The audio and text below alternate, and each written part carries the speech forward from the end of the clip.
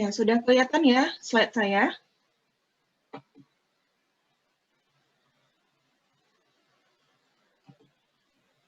Sudah, Bu. Bu. Sudah, Bu.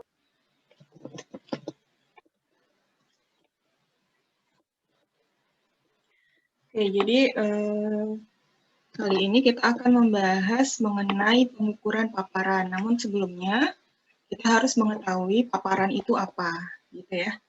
Jadi paparan merupakan kontak agen berupa baik kimia, biologi, atau fisik dengan permukaan tubuh makhluk hidup selama waktu tertentu. Atau paparan juga bisa diartikan sebagai kontak antara agen yang berpotensi bahaya seperti udara, air, tanah, atau makanan terhadap permukaan tubuh manusia. Jadi misalnya kulit, lapisan atau saluran pencernaan dan ataupun pernafasan. Jadi secara sederhananya berarti paparan itu adalah agen yang masuk ke dalam tubuh host seperti itu. Itu yang disebut dengan paparan. Kemudian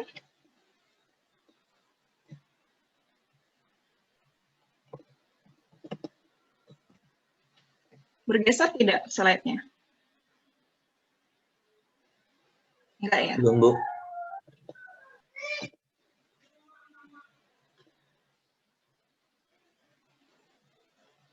Oke, sudah paham ya, paparan itu berarti ada agen, kemudian agen tersebut masuk ke dalam tubuh host.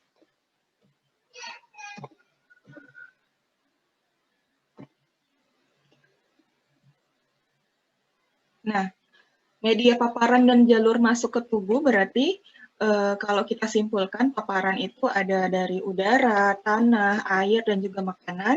Kemudian jalur masuknya itu, ingestion itu adalah saluran pencernaan, kemudian saluran pernafasan, dan juga kontak di permukaan kulit manusia, seperti itu. Ini adalah kalau kita lihat jalurnya, jalur paparannya, baik udara, tanah, air, maupun makanan, ini bisa masuk ke tiga portal of entry manusia tadi. Salur pencernaan, kemudian pernafasan, dan juga kulit. Jadi udara, misalnya zat polutan yang berasal dari media udara bisa masuk melalui pernafasan, bisa masuk dari ke mulut, kemudian bisa juga terabsorpsi di kulit kita. Kemudian elemen-elemen jalur paparan. Jadi suatu paparan terjadi, ini meliputi ada elemen-elemennya. Yang pertama sumber kontaminasinya. Sumber kontaminasinya biasanya dari kegiatan-kegiatan apa, seperti itu. Misalnya kegiatan industri, kemudian ataupun kegiatan lalu lintas atau kendaraan bermotor, kebakaran hutan, dan lain-lain. Kemudian media transmisinya apa? Tadi air, udara, tanah, ataupun makanan. Kemudian titik pemaparannya apa? Misalnya di titik pemaparannya, misalnya industri polusi udara dari kegiatan industri, berarti titik paparannya adalah udara ambien, yang udara ambien itu akan terhirup oleh manusia, yaitu masuk melalui jalur masuk paparan, misalnya melalui saluran pernafasan atau hidung ya, portal of entry-nya. Kemudian siapa populasi beresiko?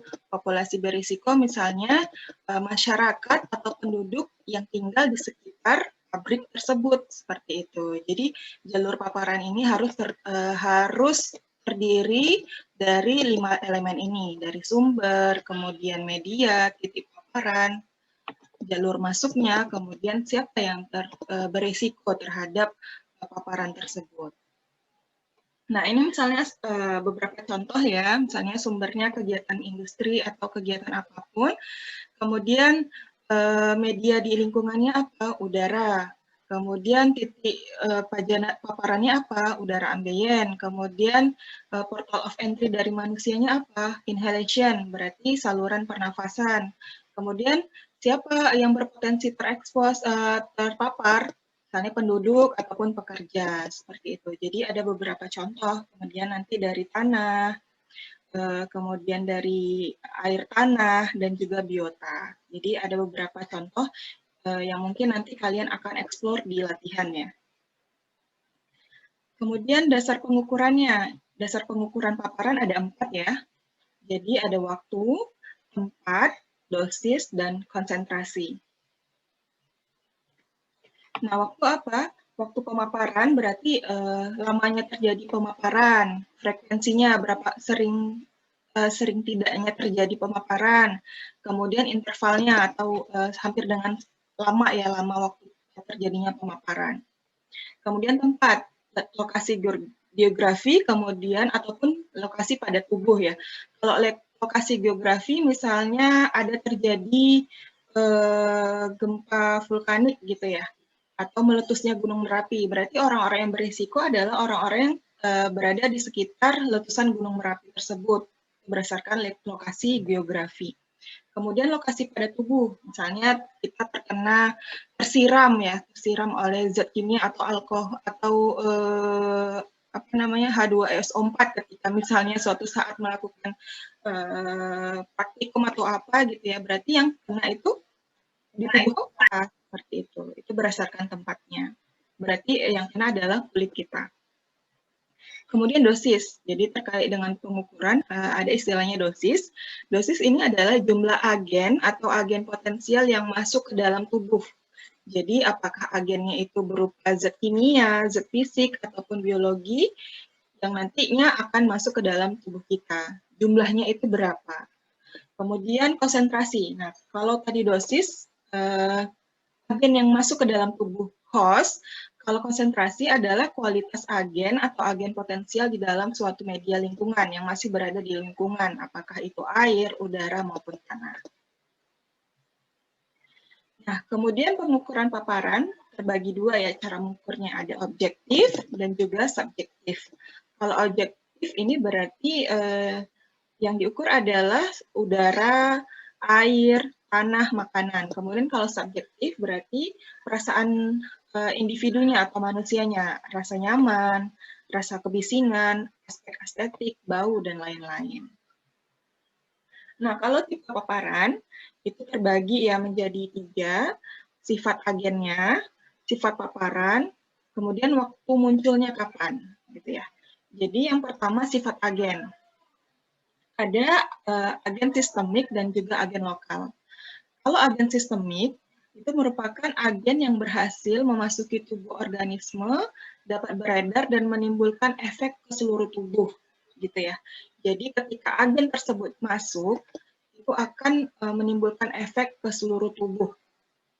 Jadi misalnya ada suatu zat polutan masuk melalui kulit, kemudian masuk ke peredaran darah, kemudian efeknya itu bisa mempengaruhi seluruh tubuh. Nah, kalau agen lokal, berarti agen yang hanya memberi dampak lokal pada organisme atau di bagian organ tertentu saja, yakni bagian tubuh yang terpapar.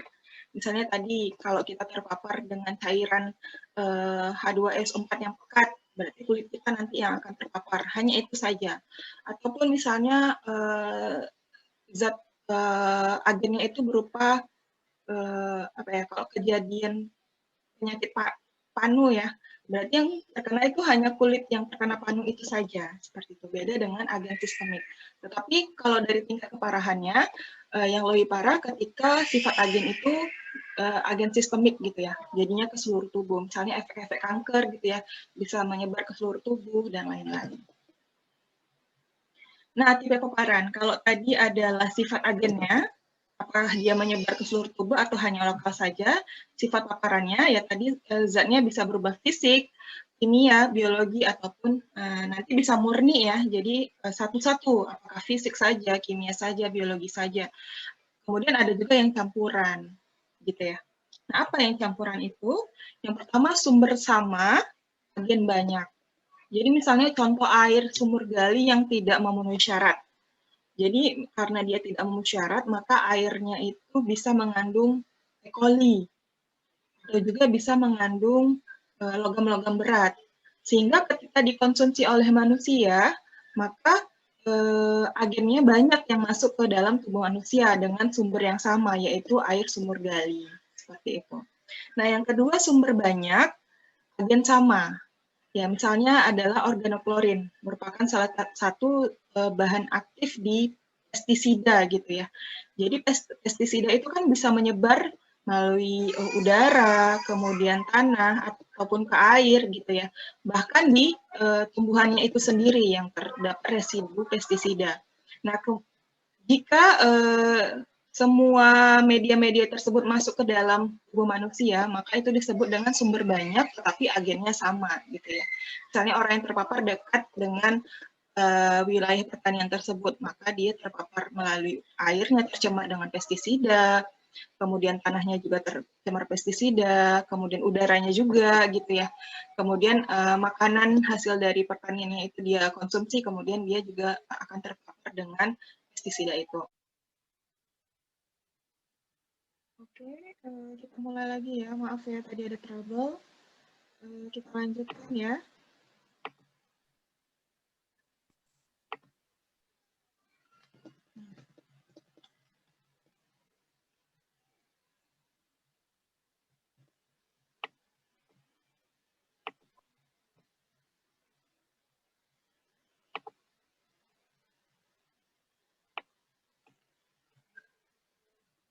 Oke, tadi kita sudah membahas paparan campuran ya.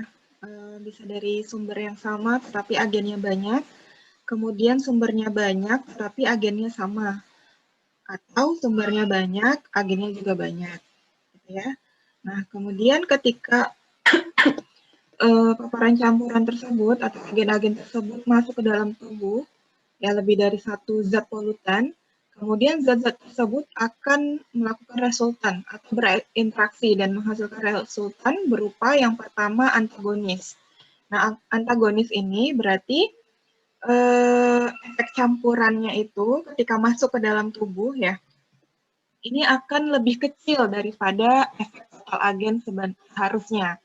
Jadi misalnya ada agen A dan agen B masuk ke dalam tubuh manusia, misalnya nilainya ya, misalnya 1, agen A nilainya 1, kemudian agen B nilainya 1, masuk ke dalam tubuh, harusnya totalnya 2, tetapi karena dia interaksinya antagonis, maka itu akan kurang dari 2, seperti itu.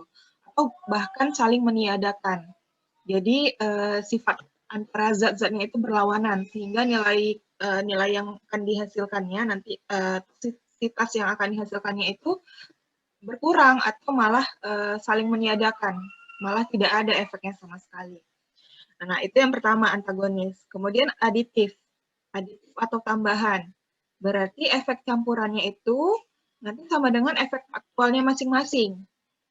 Jadi misalnya efek aktual dari zat A itu 1, kemudian efek aktual dari zat B itu 1, ketika dicampur maka akan menghasilkan nilai 2. Berarti efek campurannya itu sama dengan 2, 1 tambah 1 sama dengan 2. Jadi dia saling menambahkan seperti itu.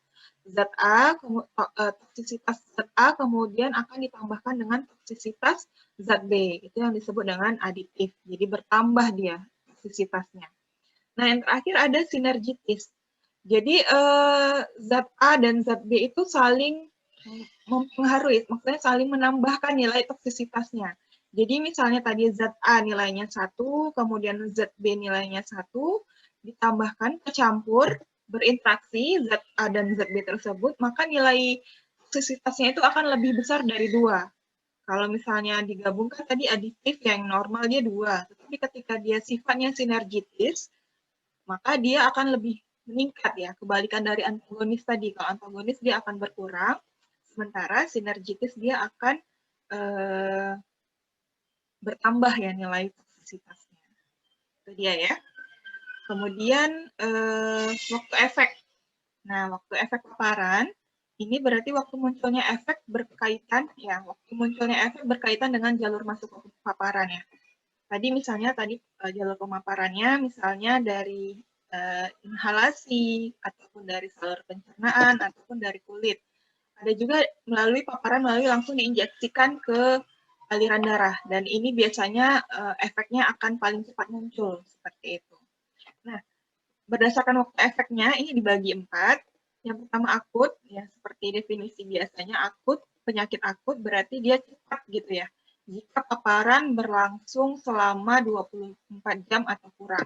Jadi paparannya itu berlangsung selama, ini berdasarkan waktu ya, paparannya itu berlangsung selama 24 jam atau kurang. Berarti kurang dari 1 hari, seperti itu terjadinya paparan. Kemudian kronik, jika paparan, misalnya kalau akut ini ya, kebisingan yang sangat tinggi sekali, berarti dia langsung menimbulkan efek ya. Misalnya suara bom atau suara apa, dia langsung bisa menimbulkan efek seperti itu. Kemudian ada yang kedua, kronik. Jika paparan berlangsung selama lebih dari 3 bulan. Jadi paparannya itu lama, memakan waktu yang lama sampai lebih dari 3 bulan. Seperti itu. Nah, ada yang ketiga, subakut. Jadi kalau subakut ini paparannya itu berlangsung selama 1 bulan atau kurang. Jadi kurang dari 1 bulan. Kemudian ada yang keempat, subkronik. Jadi dia sub dari kronik jika paparannya berlangsung antara 1 sampai 3 bulan. Jadi itu berdasarkan waktunya ya, ada akut, kronik, subakut, dan juga subkronik. Nah, kemudian pengukuran paparan ya. Jadi kita berbicara tentang pemaparan, zatnya apa saja, kemudian interaksi antara zat-zat agen tersebut bagaimana. Nah, bagaimana pengukurannya? Pengukuran dilakukan dengan 2 cara, jadi pengukuran kualitatif dengan pengukuran kuantitatif. Tapi ini dibedakan nanti dengan metode penelitian ya. Kalau metode penelitian juga terbagi 2, ada dengan pendekatan kualitatif, ada juga dengan secara kualitatif. Tetapi ini beda ya. Kalau ini kita mengukur paparan seperti itu. Jadi pengukuran kualitatif ini bisa dilakukan dengan studi retrospektif. Ya, retrospektif artinya retro itu berarti artinya ke belakang ya. Spektif berarti pandangan, berarti studi yang dilakukan dengan melihat ke belakang. Berarti penyakitnya ini sudah muncul pada responden kita atau populasi, kemudian kita tanyai ke belakang. Kenapa bisa muncul, apa saja faktor risikonya, dan sebagainya. Ini melalui wawancara mendalam ataupun dengan kuesioner. Jadi penyakitnya itu sudah muncul, baru kita tanya bagaimana kepada respondennya. Nah, kalau pengukuran kuantitatif, dia dilakukan secara langsung. Ya, diikuti mulai dari dia terpapar sampai nanti menimbulkan efek. Jadi ini dilakukan secara studi observasi kontinu. Diikuti seberapa besar agen yang masuk, kemudian dihitung. Itu ya. Jadi berbeda. Kalau kualitatif dia sudah muncul, kemudian kita lihat ke belakang. Kalau kuantitatif berarti dia sudah muncul, kemudian kita ikuti, gitu ya. Nah, ada yang perlu diperhatikan dalam pengukuran paparan. Yang pertama sampling. Sampling yang diperhatikan, yang pertama adalah apa? Apa yang akan kita ukur, gitu ya. Apa yang kita ukur? Kemudian di mana? Di mana kita ukur? Kemudian berapa lama, ya tadi ada terkait dengan waktu gitu ya, berapa lama dia terpapar, kemudian metode pengukurannya, gitu ya. Jadi misalnya kita mengukur, nanti kita akan lihat biomarkernya apa yang kita ukur, nanti metodenya itu harus sesuai gitu ya. Kalau tidak sesuai dengan metodenya, maka nanti hasilnya pun akan berbeda. Nah, terkait dengan tadi sampling, kemudian tadi pengambilan sampelnya ya. Kemudian kualitas data dan instrumennya juga ada hal-hal yang perlu kita perhatikan. Yang pertama, repeatability. Jadi ada 2 kata ya di sini, repeat dan ability. Repeat berarti ulang, kemudian ability berarti kemampuan. Kemampuan untuk diulang. Berarti alat tersebut dapat digunakan secara berulang-ulang dan menghasilkan hasil yang konsisten. Gitu ya. Atau kalau dalam bahasa lainnya itu reliabilitas seperti itu ya. Kemudian ada yang kedua, reproducibility. Berarti kemampuan untuk diproduksi berulang-ulang. Jadi instrumen, kemudian waktu pengukuran, dan orang yang mengukur itu berbeda, tapi nanti hasilnya akan sama, gitu ya. Kemudian precision atau ketepatan alat ukur. Jadi kalau misalnya tadi repeatability lebih ke instrumen ya, instrumen kuesioner gitu ya. Tapi kalau precision lebih ke alat. Misalnya kita di alat-alat di laboratorium ya, mengukur BOD, COD, dan lain-lainnya, itu harus tepat gitu ya, tepat alat ukurnya. Kemudian yang keempat, akurasi atau ketelitian. Jadi alat tersebut harus jelas akurasinya, harus akurat. Jadi misalnya kalau kita mengukur bayi gitu ya, apakah bayi kita gunakan timbangan dewasa? Apakah bisa kita menggunakan timbangan dewasa untuk menimbang bayi? Tidak, Bu. Bu. Kenapa enggak? Kenapa tidak bisa? Karena kalau timbangan dewasa itu terpilih. Apa? Apa, Dodi? Timbangan dewasa kalau biasanya kalau bayinya belum bisa berdiri, harus. Oke, itu dari segi cara menimbangnya ya. Kemudian kalau dilihat dari alat ukurnya itu bagaimana? Bu, tingkat akuratnya kurang, Bu. Kurang Iya, untuk bayi, Bu. ukurannya kurang ya, karena satuannya juga kalau misalnya pada timbangan dewasa untuk mengukur kita kan kilogram ya. Kalau pada bayi, gram. Karena pada bayi itu berat badan 500 gram atau setengah kilo itu sangat berarti buat mereka. Sementara kan kita sama aja, kadang-kadang kita sama langsung berat badan kita 54 ya, 54,5 mungkin dijadikan 55. Jadi 100 gram pun pada bayi itu sangat berarti nilainya seperti itu. Jadi harus akurat gitu ya. Jadi untuk menimbang bayi berarti harus menggunakan timbangan bayi yang satuannya gram. Kalau untuk mengukur orang dewasa mungkin menggunakan timbangan dewasa yang satuannya kilogram. Kemudian apalagi resolusi. Perbedaan terkecil, jadi perbedaan terkecil pada suatu alat yang masih bisa dideteksi oleh alat tersebut.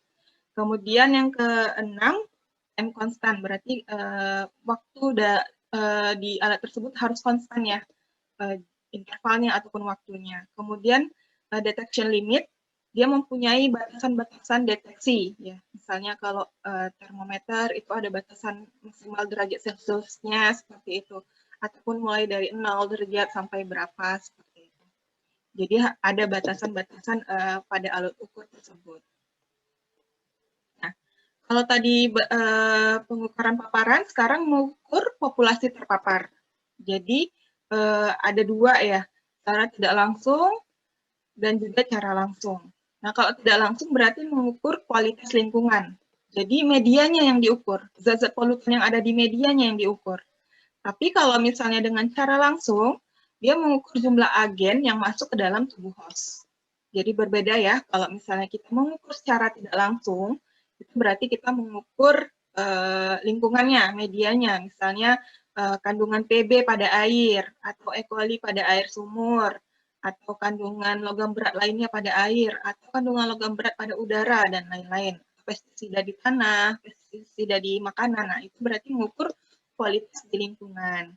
Nah, kalau cara langsung, berarti mengukur jumlah agen yang masuk ke tubuh host. Misalnya, mengukur kadar Pb di dalam rambut, gitu ya. Mengukur kadar Pb di darah manusia, seperti itu. Nah, kalau cara tidak langsung, tadi menggunakan indikator kualitas lingkungan. Misalnya indikator kualitas air, kita gunakan parameternya E. coli, ataupun coliform, dan parameter lainnya ya, misalnya logam-logam berat dan lainnya. Nah, kalau kualitas udara, ya misalnya kita menggunakan indikator parameternya adalah SOx, NOx, NO, ataupun partikulat-partikulat lainnya. Nah, itu yang kita ukur ya, jadi kita mengukur zat agen atau zat polutan pada medianya. Jadi nanti mungkin skripsi barangkali banyak yang mengukur kualitas lingkungannya ya seperti itu. Tapi ada kekurangannya seperti itu. Jadi tidak semua zat-zat tersebut, misalnya SOx atau NOx atau partikulat lain atau logam berat dapat memasuki tubuh gitu ya. Jadi belum tentu yang ada di media itu bisa masuk ke dalam tubuh. Jadi mungkin itu adalah kekurangannya.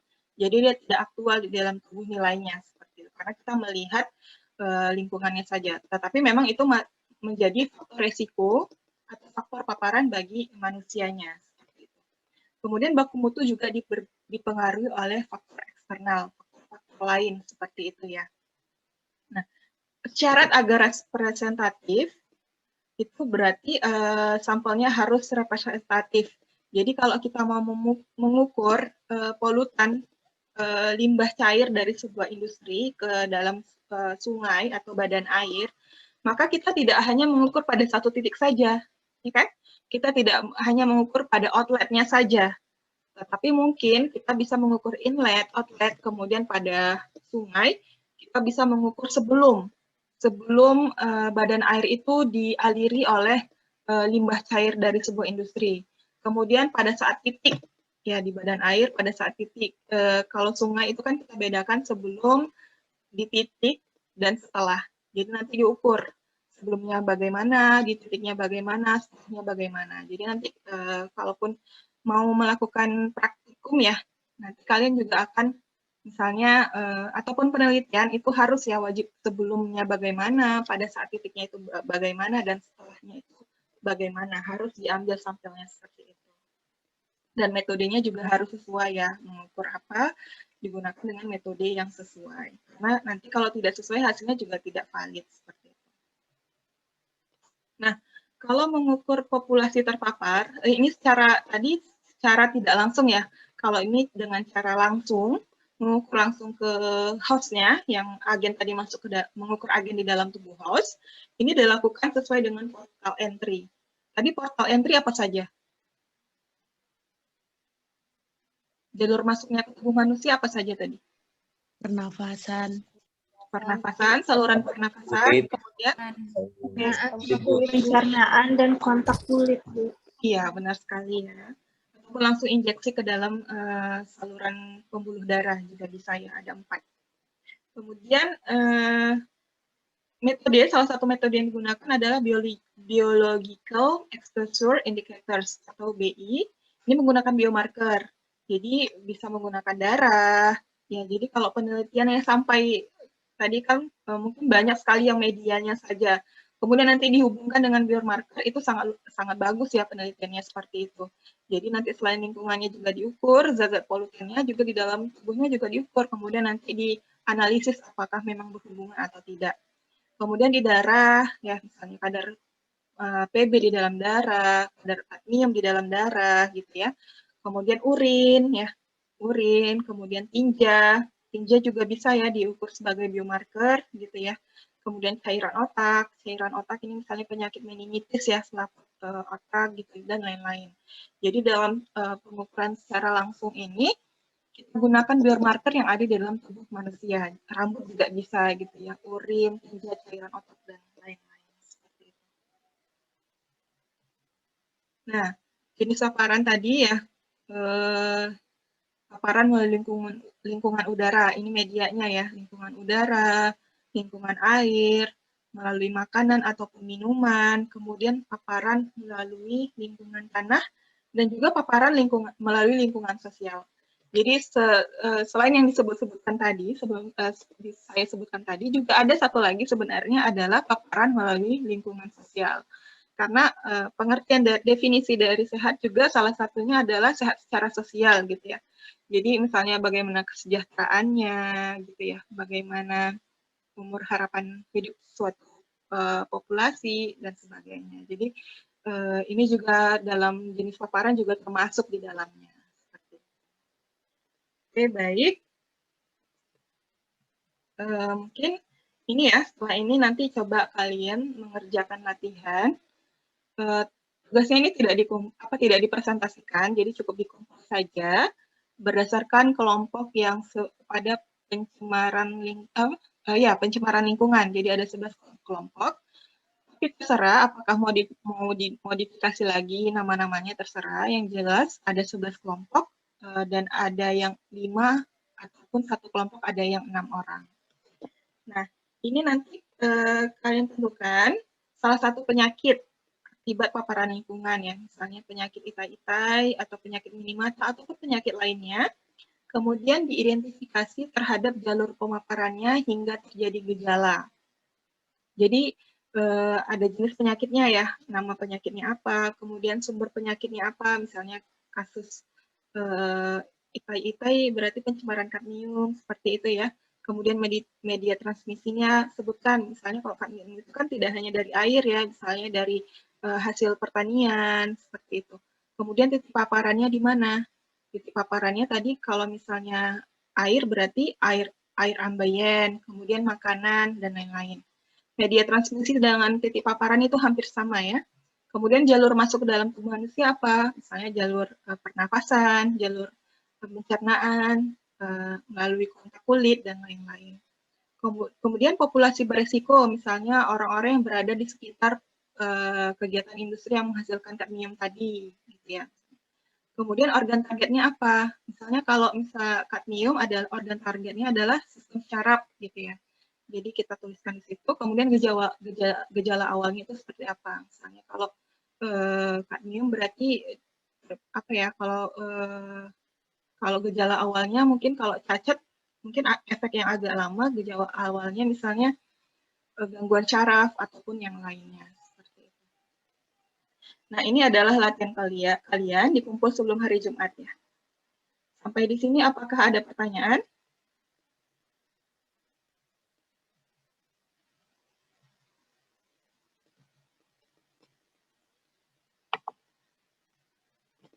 Ya, kan nggak tadi saya menyampaikan materinya?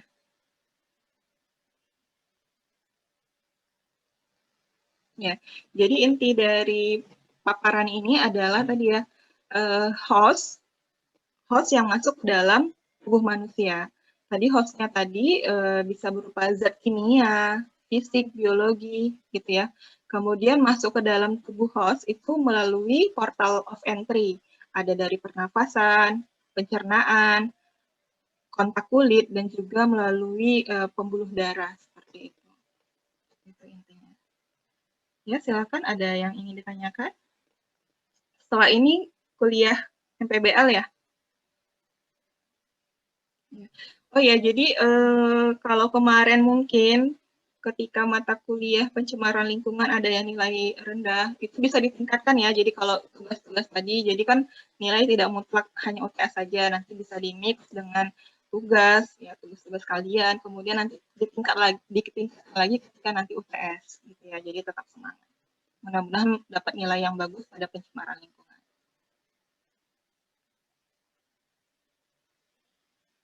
Ya, jadi tugas-tugas yang diberikan sama dosen itu juga dikerjakan ya, dikerjakan dengan baik, dan itu juga bisa menambah nilai kalian nanti. Seperti itu. Kalau peminatan biasanya nilainya bagus-bagus, jadi jangan sia-siakan kesempatan pada peminatan ini gitu ya. Ini sangat membantu dalam nanti IPK kalian. Seperti itu. Bu, ya, ada pertanyaan? tadi tugasnya individu apa kelompok, Bu? Apa? Tugasnya individu apa kelompok tadi? Iya, tugasnya kelompok. Kelompoknya itu seperti kelompok pencemaran lingkungan, ada 11 kelompok. Nanti dikumpul saja, tidak dipresentasikan. Dikumpul sebelum hari Jumat ini. Nanti saya mau coba e-learning. Ya, saya mau coba mengaktifkan e-learning pada mata kuliah ini. Nanti kalau misalnya udah bisa, saya coba beritahu ke Aldi. Nanti kalian upload tugasnya di e-learning gitu ya. Nanti saya kabari apakah berhasil atau enggak. Semuanya punya akun e-learning kan? Punya, Bu. Punya, Bu. Bu, sudah pernah pakai? Ada, Bu. Iya, ada ya. Iya. Alhamdulillah. Jadi nanti tugasnya silahkan upload ke e-learning.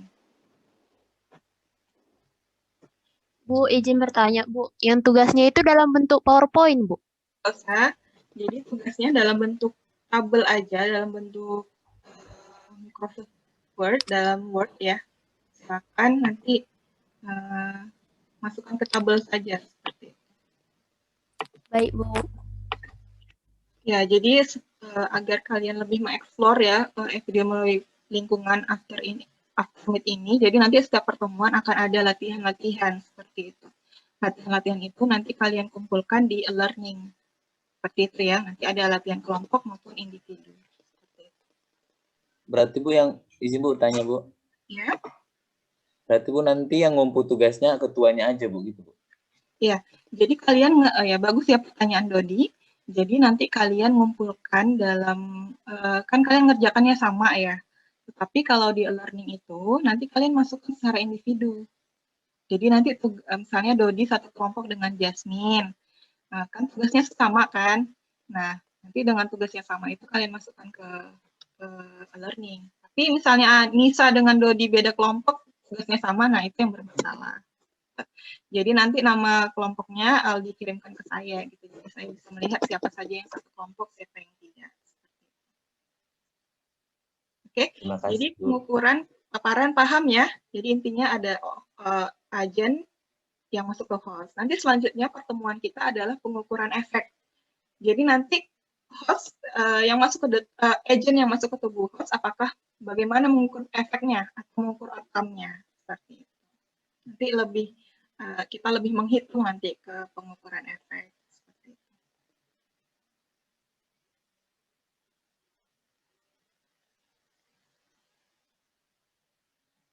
Ya, paham ya? Oke, jadi hari Jumat insya Allah kita ketemu pukul 1:30 ya Aldi? Iya, Bu. Ya,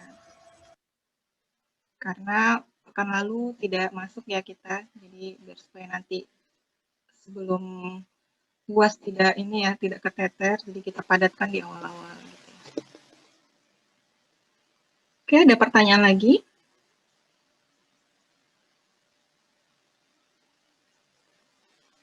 Ya, kalau tidak ada,